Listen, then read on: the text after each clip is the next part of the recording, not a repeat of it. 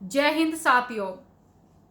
आज भारत चीन लद्दाख सीमा पर हिंसा में 20 सैनिक शहीद हो गए और देश के कुछ गद्दारों को तो बिल्कुल भी फर्क नहीं पड़ेगा कि हमारे देश के 20 सैनिक शहीद हुए हैं। आज देश के जो युवा हैं, जो बच्चे हैं, उनके अंदर से राष्ट्रभक्ति, देशभक्ति निकलती जा रही है। अगर आप अन्य देश देखोगे तो उनका सबसे पहला जो देश के अंदर का एजेंडा होता है वो ये होता है कि हम राष्ट्रभक्ति, देशभक्ति अपने युवाओं के, अपने बच्चों के अंदर कैसे भरे। लेकिन हमारे देश में राष्ट्रभक्ति, देशभक्ति की जगह जातिगत भक्ति भरी जा रही है।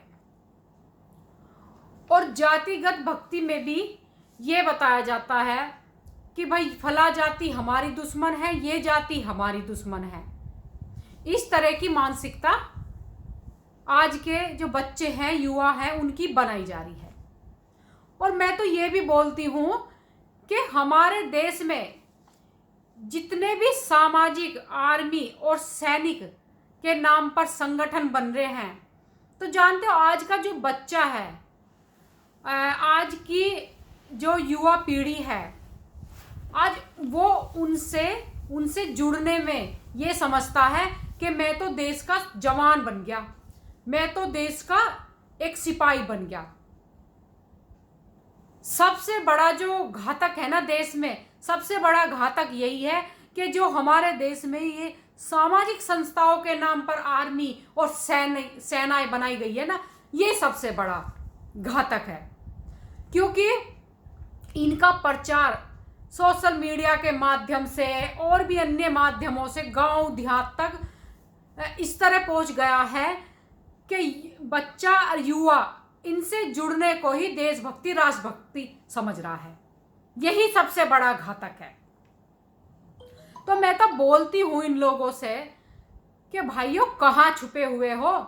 भारत चीन सीमा पर हमारे देश के जवान शहीद हो रहे हैं। कम से कम निकलो जरा घरों से बाहर, दिखाओ अपना जज्बा और तैयार करो ना गांव में, देहात में बच्चों में राष्ट्रभक्ति, देशभक्ति भरकर तैयार करो ना जवान।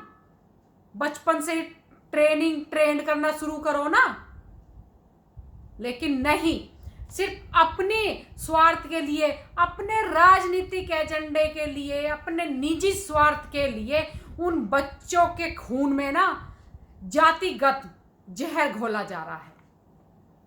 और जो हमारे देश के लिए बहुत घातक है और हमारे देश को एक गृह युद्ध की तरफ लेके जा रहा है।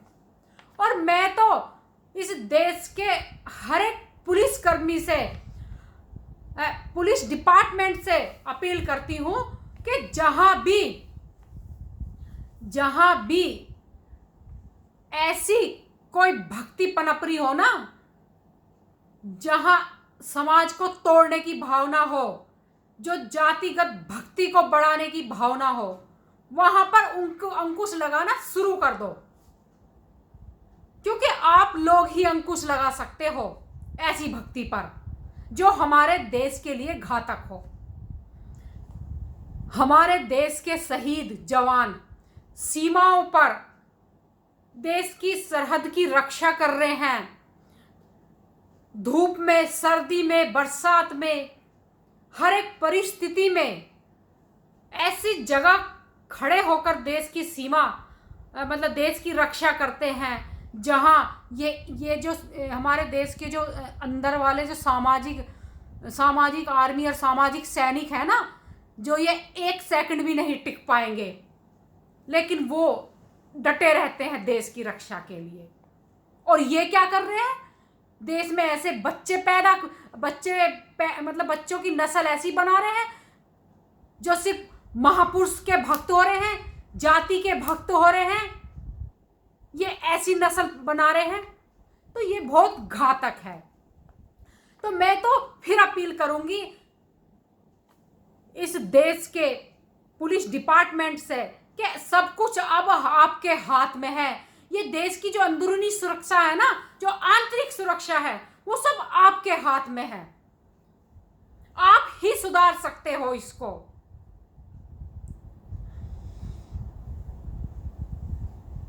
और अंत में मैं अपने देश के उन वीर शहीदों को, उन सपूतों को जिन्होंने आज अपनी भारत चीन लद्दाख सीमा पर हिंसा में जान गंवाई है, मैं उनको सैल्यूट करती हूँ और दिल से नमन करती हूँ और श्रद्धांजलि अर्पित करती हूँ।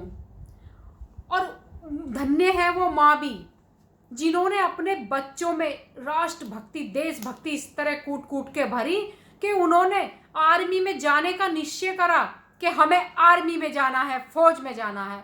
और धन्य तो मैं तो ये कहूँगी कितनी कितनी गौरवशाली वो माँ है और कितना एक प्रबल उनका हृदय है, इतना मजबूत हृदय उनका है कि बच्चा शहीद हो गया देश में, लेकिन कह रही है कि मुझे गर्व है कि मेरा बच्चा देश के काम आया। तो मैं तो ये कहूँगी अगर माँ बनना है ना इस देश की नारियों को, तो ऐसी माँ बनो। अगर माँ बनना है ना इस देश की महिलाओं को, तो ऐसी माँ बनो जो अपने बच्चे की वीरता पर गर्व करे। ऐसी माँ बन के दिखाओ। ऐसे कायरों की माँ कभी मत बनो जो छोटे छोटे बच्चों के अंदर है ना जातिगत जहर घोलती हो। अपने देश की जो नेशनल आर्मी है उसके प्रति असमंजस्य पैदा करती हो। ऐसी माँ कतई मत बनो। तो इसी के साथ मैं अपनी बात समाप्त करती हूँ। जय हिंद, जय भारत।